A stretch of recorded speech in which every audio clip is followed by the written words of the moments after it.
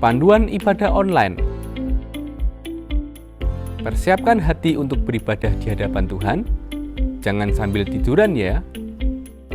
Persiapkan tempat yang tepat. Disarankan memakai ruang keluarga. Hindari gangguan notifikasi handphone. Persiapkan waktu untuk fokus beribadah. Jangan selfie, komen-komen, atau ngobrol sendiri. Pakailah pakaian yang sopan, yang menunjukkan sikap hormat beribadah. Persiapkan hati anak-anak untuk ibadah bersama, jangan sambil makan.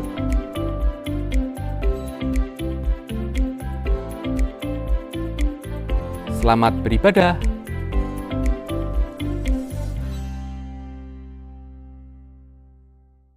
Shalom, salam sehat, salam sejahtera untuk kita semua. Hari ini hari yang diciptakan Tuhan.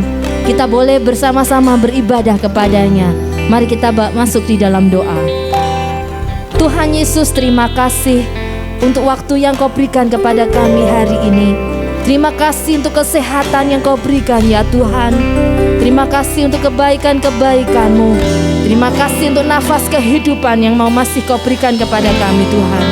Dan kalau hari ini kami mau memuji, kami memuliakan nama-Mu, hanya itu yang bisa kami lakukan Tuhan. Tidak ada yang lain. Tuhan, terimalah pujian dan penyembahan kami. Kami naikkan semuanya di dalam nama Tuhan Yesus. Kami sudah berdoa. Haleluya. Amin. Hanya dengan Tuhan kita melakukan hal-hal yang luar biasa. Hanya dengan-Mu Tuhan, kami boleh melangkah maju.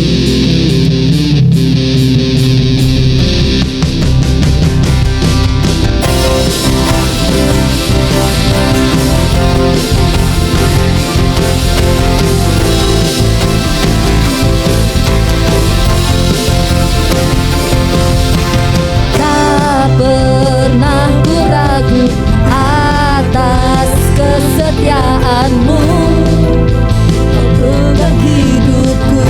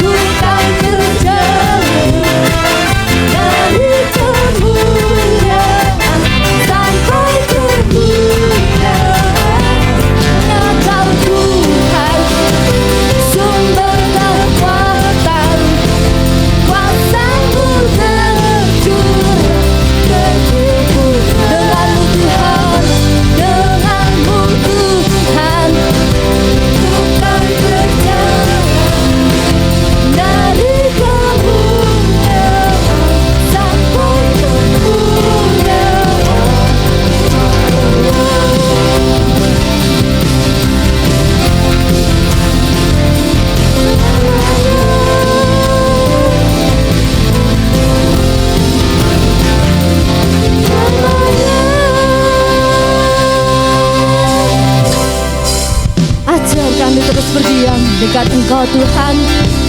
Hanya dengan Engkau, hanya dekat dengan Engkau, kami tahu apa yang menjadi kerinduan-Mu dalam hidup kami.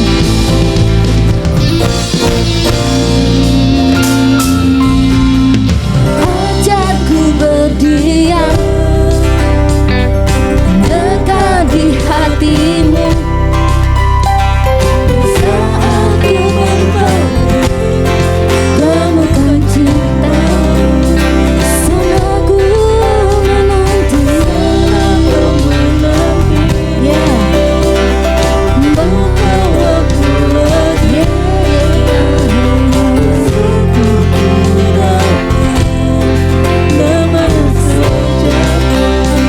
Katakan sama-sama.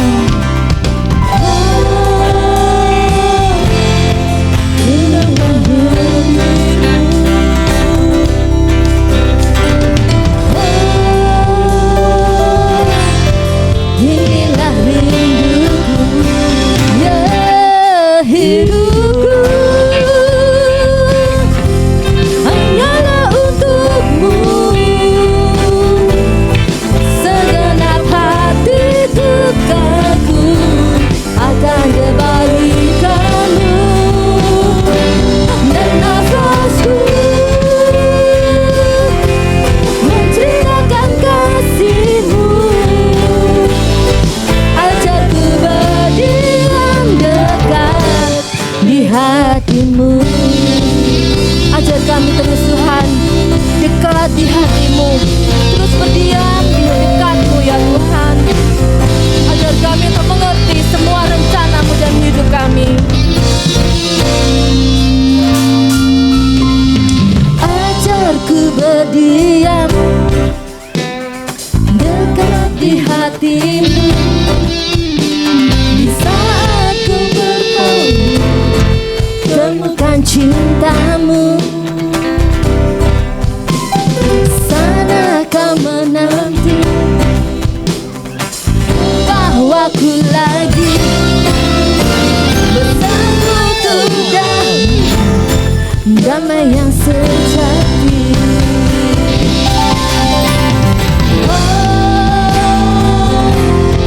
Ku damba hadir-Mu.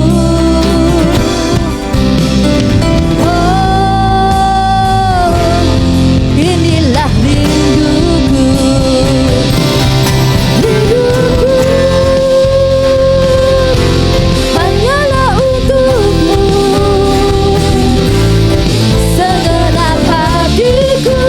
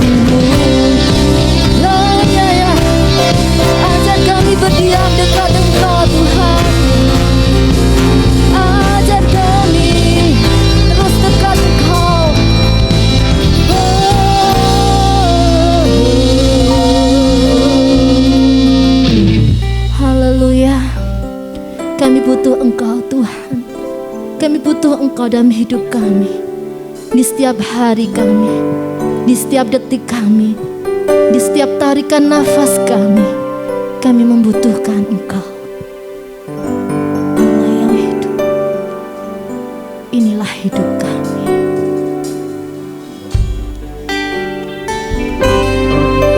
Yesus, kami butuh Engkau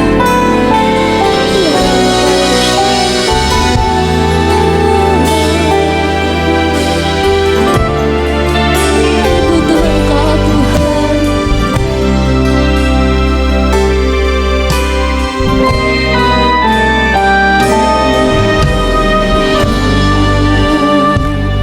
Di hatiku Kau di pikiranku dan bawaku mendekat di mana Kau tinggal. Kau di hatiku, Kau di pikiranku dan bawaku mendekat di mana Kau tinggal. Ku perlu Kau Tuhan, menjamah hatiku. Ku perlu Kau Tuhan di hidupku.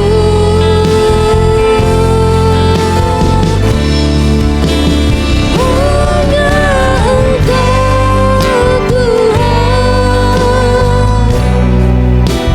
mengerti hatiku. Hanya Engkau Tuhan yang ku perlu. Biarlah dalam hidup kita selalu menyatakan kita butuh Tuhan, kita butuh kehadirannya. Kau di pikiranku dan bawaku mendekat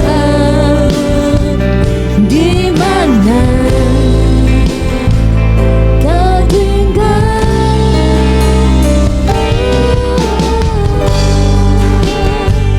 Di hatiku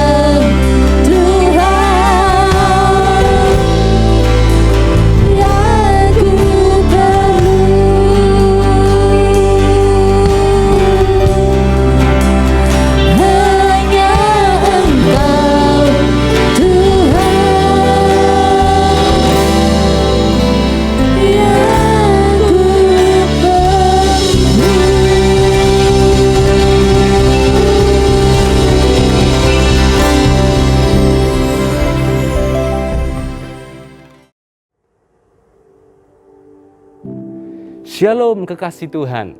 Kita bersyukur jikalau hari ini kita masih dapat memuji dan menyembah Tuhan. Meskipun secara online, meskipun dari rumah masing-masing, namun saya percaya ketika kita datang kepada Tuhan dengan hati yang tulus, hadirat Tuhan pun nyata atas keluarga kita masing-masing. Amin Bapak Ibu, amin. Mari sejenak kita akan mendengarkan renungan firman Tuhan pada hari ini. Sebelumnya saya ajak kita semua terlebih dahulu berdoa. Mari kita satu di dalam doa. Kami bersyukur Tuhan atas sepekan hari ini, atas perlindungan, penyertaan, setiap kesempatan yang Kau beri dalam kehidupan kami Tuhan. Kami percaya itu menjadi anugerah, menjadi kasih karunia, menjadi tanggung jawab kami untuk menjalani kehidupan kami dengan baik dan seturut firman-Mu.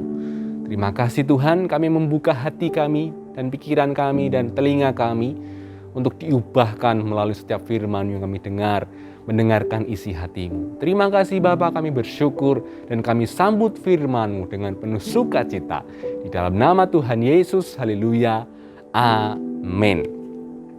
Bapak Ibu yang dikasihi Tuhan, masih ingat gak dengan tema gereja kita di tahun ini? Jangan-jangan kita sudah lupa karena lama ibadah secara online. Oke, saya akan mengingatkan kembali bahwa tema gereja kita tahun ini adalah kemenangan bagi yang terpanggil, dipilih, dan yang setia. Yang diambil di dalam Wahyu 17 ayat 14b. Berbicara tentang kemenangan, beberapa waktu yang lalu Indonesia dibuat bangga dengan kemenangan dari ganda putri bulu tangkis di Olimpiade Tokyo, yaitu Grecia Polii dan Apriani Rahayu. Karena mereka meraih emas di Olimpiade tersebut, mereka juara 1 Bapak Ibu. Ketika saya menonton tayangan ulangnya, karena saya nggak bisa lihat nonton langsung di TV, mereka betul-betul berjuang dengan keras. Dan ketika mereka meraih kemenangan, yang mereka lakukan adalah berteriak gembira. Yes, akhirnya menang. Bahkan sampai menangis terharu. Bahkan saya melihat saat detik-detik bendera merah putih dikibarkan. Tepat di bulan Agustus juga ada hari kemerdekaan. Bukan hanya mereka saja yang senang, bukan hanya mereka saja yang bangga, tapi seluruh masyarakat Indonesia bergembira. Seluruh masyarakat Indonesia itu berbangga. Bahkan mungkin sampai ada yang ikutan menangis dari rumah karena melihat merah putih itu dikibarkan. Saya bisa bayangkan Bapak Ibu, saya bisa rasakan betapa bangganya, betapa senangnya kedua orang tua mereka ataupun sanak saudara mereka. Nah, sebenarnya kita tahu semua bahwa kita ini orang percaya adalah umat pemenang. Bahkan kita sering nyanyi lagunya, yaitu lebih dari pemenang. Kemenangan itu diberikan ketika Yesus mati di kayu salib, menebus hidup kita dari kuasa maut. Kolose 2 ayat 15 dalam versi bahasa Indonesia masa kini berkata, pada salib itu, Kristus membuat segala roh-roh yang memerintah dan berkuasa menjadi tidak berdaya lagi. Mereka dijadikan tontonan umum pada waktu Kristus mengiring mereka sebagai tawanan dalam pawai kemenangannya. Wow, begitu luar biasa kuasa salib Tuhan membuat segala roh-roh iblis yang memerintah dan yang berkuasa dijadikan tidak berdaya lagi. Bukan hanya itu, mereka dijadikan tontonan dalam pawai kemenangannya. Dan bersyukurnya kita ikut melihat, kita ikut beserta dalam pesta kemenangan Tuhan. Diperjelas lagi di dalam 1 Korintus 15 ayat 55 sampai 57. Demikianlah firman Tuhan. Hai maut, di manakah kemenanganmu? Hai maut, di manakah sengatmu? Sengat maut ialah dosa, dan kuasa dosa ialah hukum Taurat.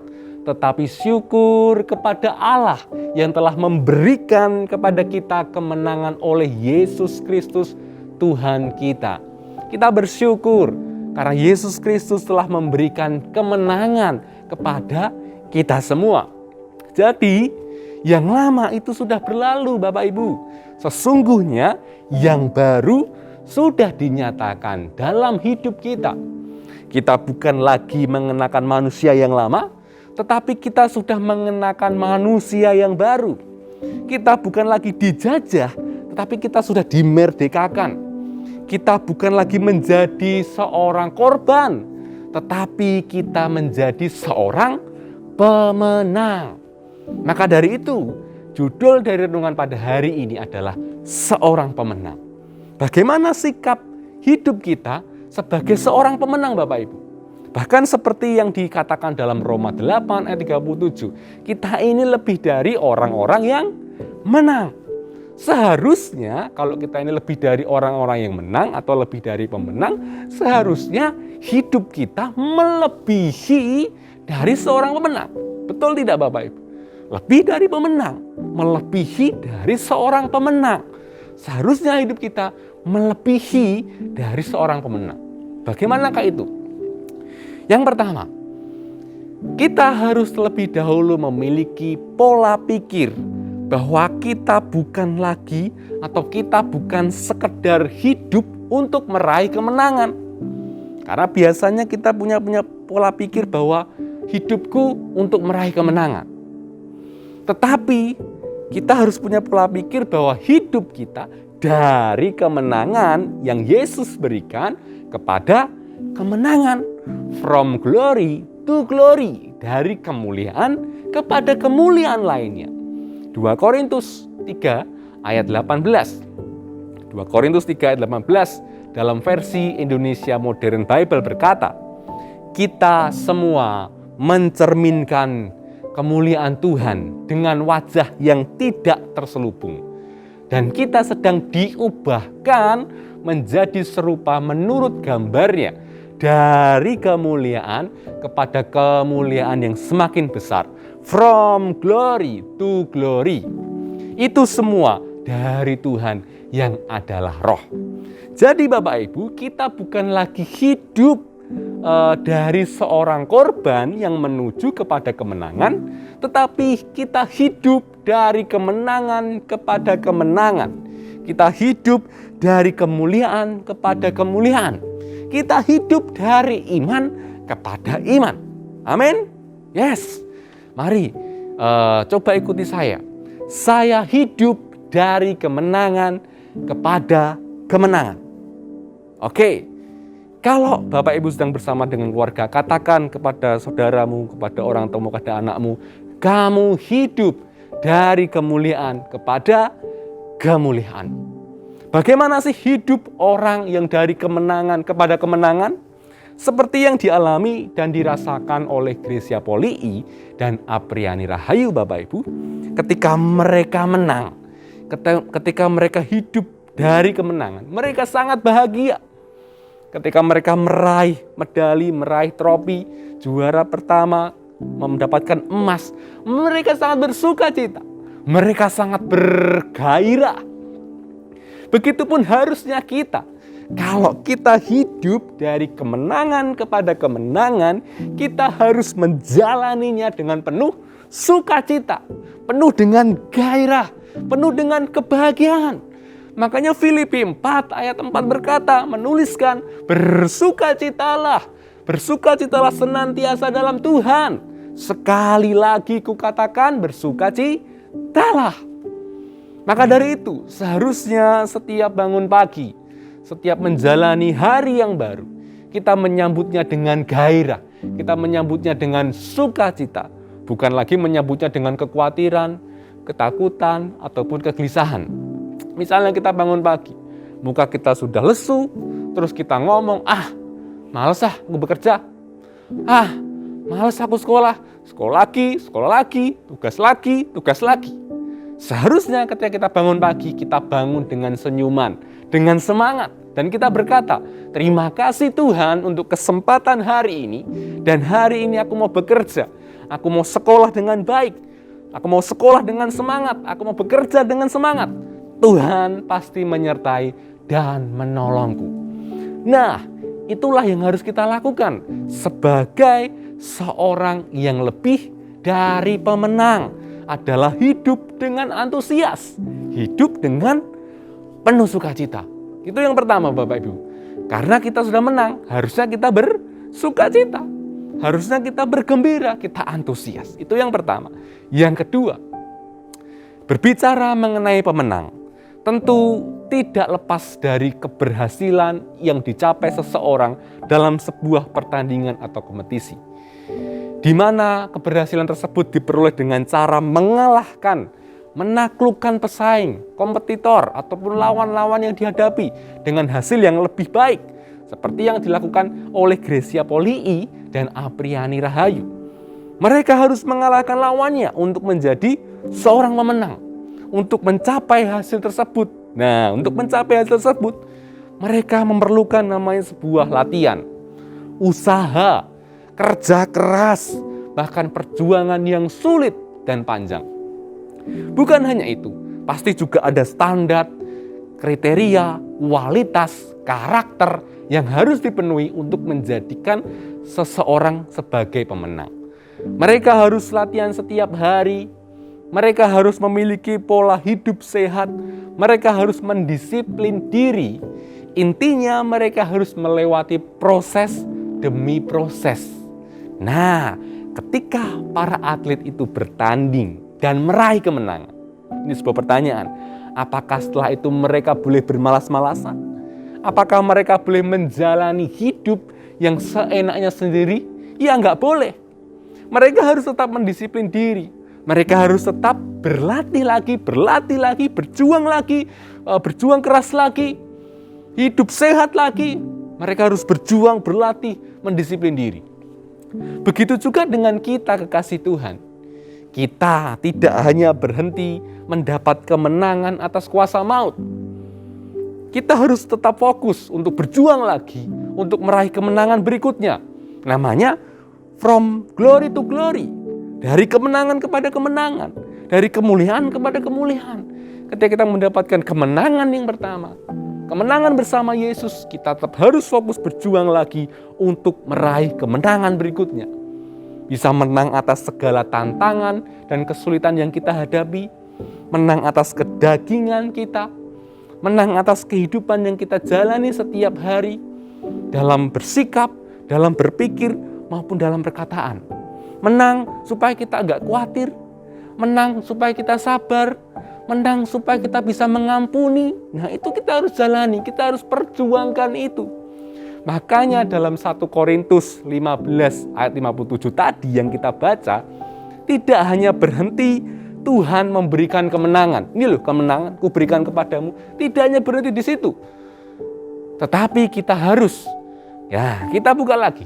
1 Korintus 15 ayat 57 dan 58. Saya ulangi ayat 57 dulu ya. Tetapi syukur kepada Allah yang telah memberikan kepada kita kemenangan oleh Yesus Kristus Tuhan kita. Jadi Tuhan sudah memberikan kemenangan kepada kita oleh Yesus Kristus. Ayat 58. Karena itu, saudara-saudaraku yang kekasih, berdirilah teguh, jangan goyah. Dan giatlah selalu dalam pekerjaan Tuhan. Sebab kamu tahu bahwa dalam persekutuan dengan Tuhan, jerih payahmu tidak sia-sia. Ayat ini berarti, sebagai seorang yang lebih dari pemenang, kita harus tetap berdiri teguh. Harus tetap memiliki iman yang kuat. Kemudian jangan goyah dan giat selalu dalam pekerjaan Tuhan. Saya ingat, saya pernah lihat pemain sepak bola ketika sudah sukses, mereka lagi tidak punya hidup sehat. Mereka banyak minum alkohol, bir dan sebagainya. Akhirnya bodinya itu semakin besar, semakin gemuk. Jadi ketika bertanding nggak bisa lari dan akhirnya karirnya turun. Itu namanya dia tidak memperjuangkan hidupnya lagi. Lebih terlena dengan kemenangan yang sudah didapat di awal. Kita tidak bisa dikatakan seorang yang lebih dari pemenang jikalau kita masih khawatir, kita masih takut, kita masih berbuat dosa, masih melakukan hal-hal yang jahat di mata Tuhan. Kita harus tanggalkan semua itu. Kita harus menang atas semua. Salah satu contohnya adalah dalam Efesus 4 ayat 31, Bapak Ibu. Segala kepahitan, segala kegeraman, kemarahan, pertikaian, dan fitnah hendaklah kau buang di antara kamu. Demikian pula segala kejahatan juga harus dibuang dari hidup kita. Artinya ketika kita sudah meraih kemenangan, kita nggak bisa kembali ke manusia lama kita. Kita nggak bisa kembali kepada menjadi seorang korban. Kita harus tetap berjuang. Kita harus tetap tidak goyah, memiliki iman yang kuat, berdiri teguh, kemudian giat terus untuk memperjuangkan, mendisiplinkan diri hidup kita. Sehingga kesimpulannya Bapak Ibu, seorang yang lebih dari pemenang, seorang yang hidup dari kemenangan kepada kemenangan, harus menjalani kehidupannya yang pertama dengan penuh sukacita, dengan penuh gairah, dan harus tetap berdiri teguh, tetap memiliki iman yang kuat, jangan goyah, mempunyai karakter Kristus, dan giat selalu dalam pekerjaan Tuhan.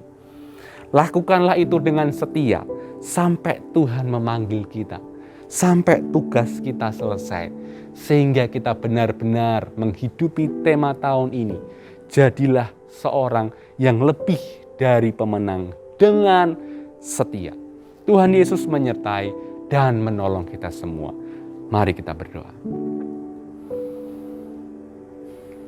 Kami bersyukur Tuhan pada hari ini Engkau mengingatkan kembali supaya kami hidup dari kemenangan kepada kemenangan. Kami hidup dari kemuliaan kepada kemuliaan. Kami belajar pada hari ini seseorang yang lebih dari pemenang, memiliki gairah, memiliki sukacita untuk menjalani kehidupan hari demi hari. Seorang yang lebih dari pemenang harus tetap berdiri teguh, tidak boleh kembali kepada kehidupan yang lama, tidak boleh sedikit-sedikit khawatir, sedikit-sedikit marah sehingga dia berbuat dosa.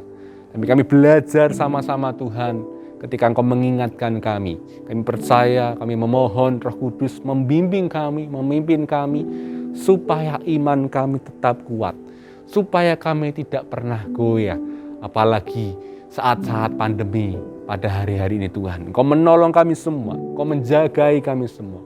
Tak lupa kami juga memohon supaya seluruh jemaat-Mu, kekasih-Mu Tuhan, dimanapun mereka berada, kami percaya penyertaan, perlindungan, menyertai mereka semua. Engkau Tuhan yang menolong mereka. Jikalau ada saudara-saudara kami sedang sakit, kami percaya Tuhan darah menyembuhkan, kuasa salib-Mu menyembuhkan kami semua. Kalau ada saudara-saudara kami yang sedang sendiri, sedang membutuhkan penghiburan, Engkau Roh Kudus yang menghibur mereka semua. Terima kasih Tuhan, terlebih Tuhan supaya kami menghidupi setiap firman-Mu hari ini, menghidupi menjadi seorang pemenang, menjadi seorang yang lebih dari pemenang. Terima kasih Tuhan, kami bersyukur. Kami mau melanjutkan aktivitas kami dan kami percaya Engkau menyertai kami dan Engkau menolong kami. Dalam nama Yesus, haleluya, amin. Shalom.